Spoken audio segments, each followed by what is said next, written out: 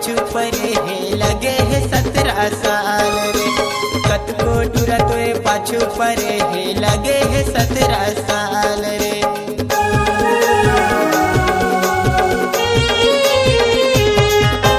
हिरनी जैसे चाल हवाए होठे हतुरे हे लाल रे। कतको टूरा तोरे पाछू परे हे लगे है 17 साल रे। कतको टूरा तोरे पाछू परे हे लगे है 17 साल रे। बन जाना मोरे तरानी दे दे हूँ तोला निशानी रे।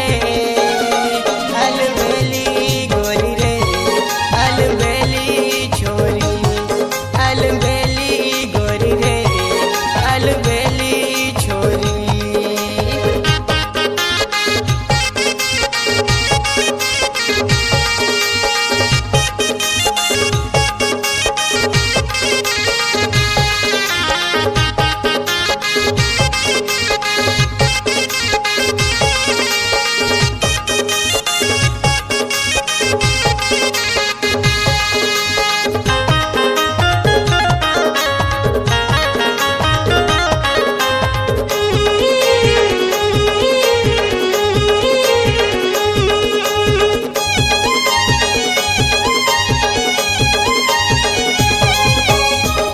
पपीता का दिखत हवस लगे जैसे रसदार रे।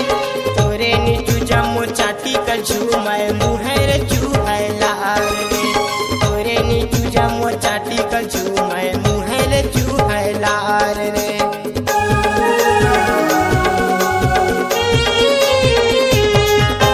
पके पपीता का दिखत हवस लगे जैसे रसदार रे। तोरे नीचू जमो चाटी का झूमर मुहर चूहर लाल रे। तोरे नीचू जमो चाटी का झूमर मुहर चूहर लाल रे। नैना है तोरे करारी पहने है काने में बाली रे। अलबेली गोरी रे अलबेली छोरी अलबेली गोरी रे अलबेली छोरी।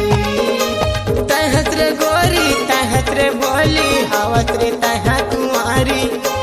तहत रे गोरी तहत रे बोली हवस रे तह